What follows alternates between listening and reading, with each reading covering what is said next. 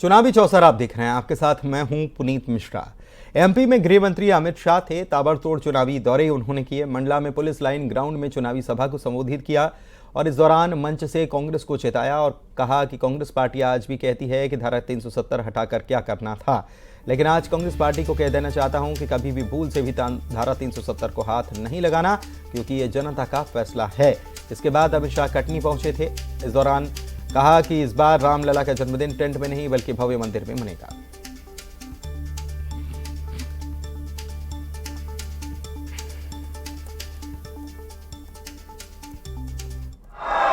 एक कांग्रेस पार्टी आज भी कहती है कि धारा 370 हटाकर क्या करना था। भाइयों और बहनों, मैं आज कांग्रेस पार्टी को कह देता हूं, सपने में भी आप शासन में नहीं आ सकते, मगर आ भी गए कभी कभार आ भी गए तो धारा 370 को हाथ मत लगाना। वो भारतीय जनता पार्टी के कार्यकर्ताओं का फैसला है। ये कश्मीर, इसको भारत से कोई छीन नहीं सकता। अयोध्या में राम मंदिर बनना चाहिए था या नहीं बनना चाहिए था? जोर से बोलो, बनना चाहिए था या नहीं बनना चाहिए था?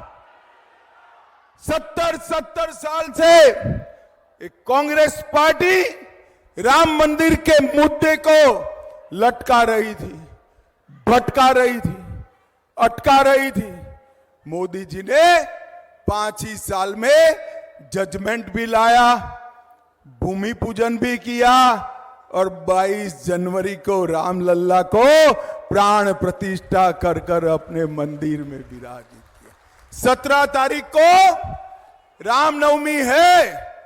माताओं, भाइयों, बहनों, युवाओं, इस 17 तारीख को 500 साल के बाद रामलला अपना बर्थडे अपने भव्य मंदिर में मनाने वाले हैं। मुख्यमंत्री डॉक्टर मोहन यादव ने सीधी के लोकसभा प्रत्याशी डॉक्टर राजेश मिश्रा के पक्ष में 2 अलग अलग चुनावी जनसभा की।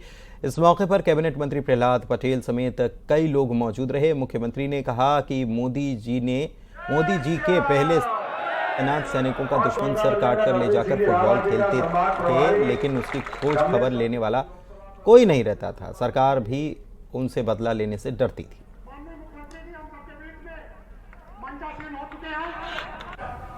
तो हमने देखा मोदी जी का वोट देने का क्या महत्व है। मोदी जी की सरकार के पहले सीमाओं पे आतंकवादी तो छोड़ो, हमारे सैनिकों के सर काट करके पड़ोस के दुश्मन ले जाते थे, वो हिसाब किताब चुकता नहीं कर सकता था। डर के मारे मनमोहन सिंह की सरकार बोलती नहीं थी। हमारे जवान वीर बहादुर इस देश की सेवा करने के लिए सेवा देते थे, लेकिन उनके सिर काट करके लोग फुटबॉल की तरह खेलते थे और कायर सरकार दिल्ली में बैठ करके कुछ करती नहीं थी। इस देश के अंदर पुलिस बल, सेना बल, तमाम प्रकार के बल अपने हाथ पे हाथ धर के बैठ करके ऐसी कायर सरकार को देख करके मनी मन गालियां बकते थे कि ये कैसे कायर लोग हैं।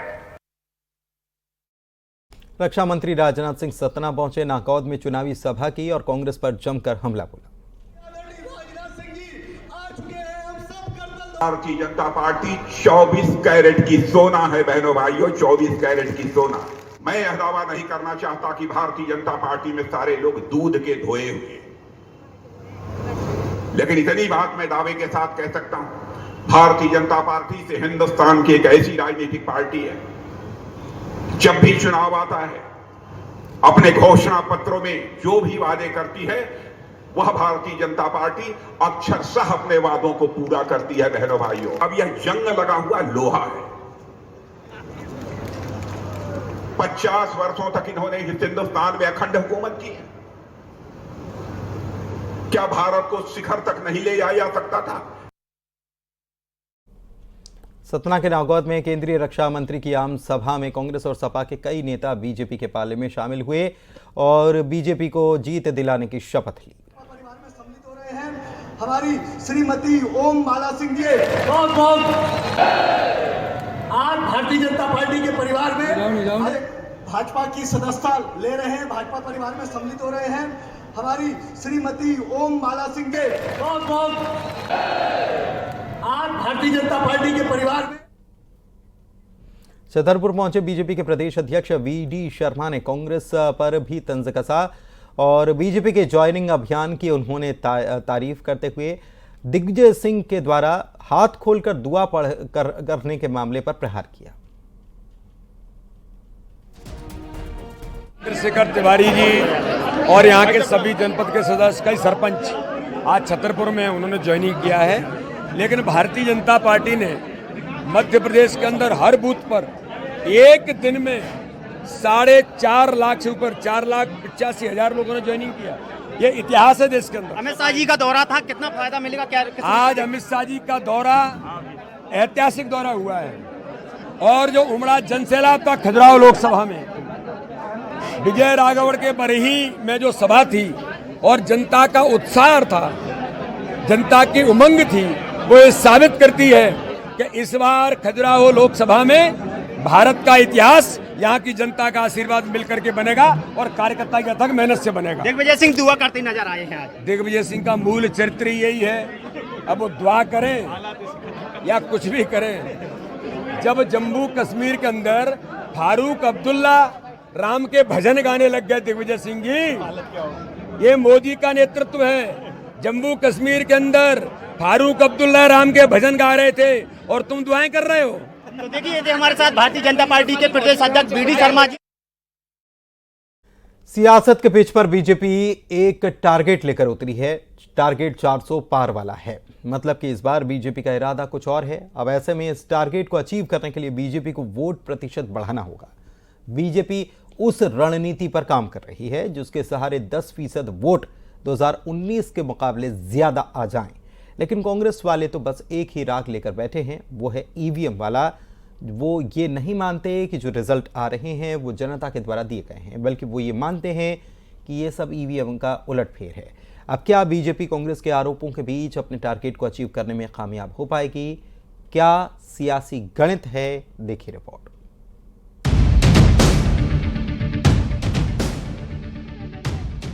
दो 2024 का रण तैयार है। इस रणभूमि में बीजेपी और कांग्रेस दोनों के योद्धा उतर चुके हैं। युद्ध है जनता का एक एक वोट पाने का। लक्ष्य निर्धारित है। वोट प्रतिशत बढ़ाने के लिए बीजेपी ने 10% वोट शेयर बढ़ाने का लक्ष्य रखा, तो कांग्रेस अपनी बचे हुए वोट प्रतिशत के लिए संघर्ष कर रही है। बीजेपी वादों का पिटारा खोल रही है, अपने पिछले कामों की बदौलत जनता के बीच पहुंच रही है, तो कांग्रेस बीजेपी के वादों को खोखला बता रही है। वोट प्रतिशत कम आने की वजह ईवीएम को बता रही है। जगह पे है 35%, 40%, 45%, 42% सारा इतना आता है। तो ये कह रहा है कि लगातार घटता जा रहा है, ये तो बात सही नहीं है। लेकिन ये बात सही है कि भारतीय जनता पार्टी झूठ फरेब की पार्टी, एक इवेंट की पार्टी, संस्कारों को भूलकर अपने लोगों को गुमराह करने वाली पार्टी का इसलिए बढ़ जाता है कि वो लोग झूठे सजबाग दिखाते हैं। 15 लाख लाएंगे, 2 करोड़ नौकरी देंगे, जनता गुमराह हो जाती है। इसी भारतीय जनता पार्टी को मिल जाता है। और दूसरा ईवीएम उनका एक बड़ा सहारा है। रोज उठते हैं तो मोदी जी अगरबत्ती लगाते हैं, ईवी मैया कीजिए, तो उसके कारण बढ़ जाता है। एक तरफ कांग्रेस आरोप लगा रही है तो बीजेपी उनके आरोपों पर साफ कर देना चाहती है कि जनता बीजेपी के काम पर मुहर लगाती है। दावा है कि इस बार बीजेपी अधिक मतों से जीतेगी और कांग्रेस बस हार के बहाने खोजती रह जाएगी। ईवीएम का रोना तो उसकी फितरत ही में है। जनता इनको नकार चुकी है, ये जान चुके हैं, इसलिए इन्होंने अभी से ईवीएम पर दोष मढ़ना शुरू कर दिया। भारतीय जनता पार्टी मध्य प्रदेश में इस समय जोरदार बहुमत के साथ न केवल 29 की 29 सीटें जीतेगी, बल्कि हम अधिकतम बूथ भी जीतने वाले। बता दें कि मध्य प्रदेश में बीजेपी का मत प्रतिशत चुनाव दर चुनाव बढ़ रहा है। एक तरफ बीजेपी पिछले 2 दशक से 41 से छलांग लगाकर 58% वोट शेयर पर पहुंच गई है, तो कांग्रेस का वोट शेयर घटकर 45 से 34 पर आ गया। साल 1991 में कांग्रेस के पास 45.34% वोट शेयर था, जो अब 34.50% पर आ गया है। अगर पिछले 4 लोकसभा चुनावों की बात करें तो बीजेपी का वोट प्रतिशत बढ़ा है, कांग्रेस का ग्राफ लुढ़क रहा है। साल 2004 के नतीजों पर नजर डालें तो बीजेपी को 48.13% वोट मिले, कांग्रेस को 34.06%। साल 2009 में हुए चुनाव में बीजेपी ने 43.45% वोट हासिल किए, कांग्रेस ने 40.14%। साल 2014 के नतीजों में बीजेपी ने 54.02%, कांग्रेस ने 34.89% वोट हासिल किए और साल 2019 के ऐतिहासिक नतीजों को भला कौन भूल सकता है। बीजेपी ने 58.02% और कांग्रेस 34.50% पर सिमट गई। ये आंकड़े कह रहे हैं कि एक तरफ जनता बीजेपी पर भरोसा जता रही है तो वहीं कांग्रेस से मोह भंग हो रहा है। हालांकि कांग्रेस नेता अपने वोट शेयर बढ़ाने में जुटे हुए हैं, लेकिन हकीकत सबके सामने है। शैलेंद्र भदौरिया, न्यूज़ 18 भोपाल। इंदौर के महू से कांग्रेस के टिकट पर विधानसभा का चुनाव लड़ चुके रामकिशोर शुक्ल के बयान ने सियासी बवंडर मचा दिया है। रामकिशोर ने कहा है कि उषा ठाकुर यानी कि उषा दीदी चुनाव दरअसल हार रही थी और इसीलिए वो कांग्रेस से चुनाव लड़ने पहुंच गए ताकि दीदी चुनाव जीत पाए। उन्होंने ये भी कहा कि संघ के कहने पर उन्होंने चुनाव लड़ा। बीजेपी में घर वापसी हो चुकी है उनकी, शुक्ला की, और उसके बाद शुक्ला ने यह दावा किया है कि बीजेपी को जिताने के लिए संघ के मित्रों और उषा ठाकुर खुद के कहने पर कांग्रेस में वो गए थे। मित्र थे, उनके कहने पर ही मैंने ये चुनाव लड़ा। उनका ये था कि कैसे भी बीजेपी की सीट को लाना है और उस समय स्थितियां बिल्कुल विपरीत थी। ऐसा लग नहीं रहा था कि दीदी चुनाव जीतेंगी और संघ के लोग बहुत ज्यादा चिंतित थे इससे कि किसी भी हालत में 9 सीट जीतना, हम 8 जीत रहे हैं, ये सीट भी जीतना है। और जितने असंतुष्ट लोग बीजेपी के थे वो सब आप लोगों के सामने था कि निश्चित रूप से विकट स्थिति थी जीतने के लिए। फिर मैंने फैसला किया इसमें चुनाव लड़ने का और चुनाव लड़ा। और चुनाव लड़ने के बाद हारे, क्योंकि 2 लड़ेंगे तो निश्चित रूप से हारना है। तो अब उषा ठाकुर के को लेकर ये बयान आ गया कि क्यों उषा ठाकुर हार रही थी इसलिए वो चुनाव लड़े।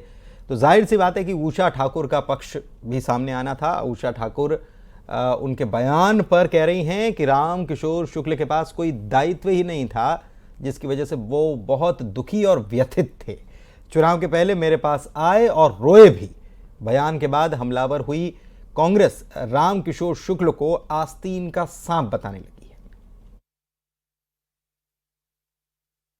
ये एक बहुत ही बेबुनियाद और निरर्थक सी बात है। पार्टी छोड़ के जाने से पहले वो मुझसे मिलने आए, बहुत दुखी थे, बहुत रोए भी। मैंने उन्हें समझाया कि मैंने हर संभव कोशिश की। प्रदेश अध्यक्ष जी को, संगठन महामंत्री जी को मैंने हमेशा अवगत कराया कि मेरी महू में जो सीनियर लोग हैं उनको आप कोई दायित्व निगम मंडल में दे सकते हो तो दे दीजिए, इनको प्रदेश कार्य समिति सदस्य ही बना दीजिए, कुछ ना करें आप तो।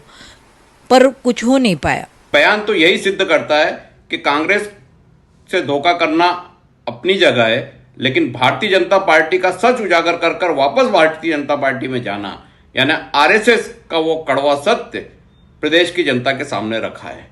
ऐसे आस्तीन के सांप इस लोकतंत्र का भला नहीं कर सकते। ये भाजपा को ही मुबारक हो।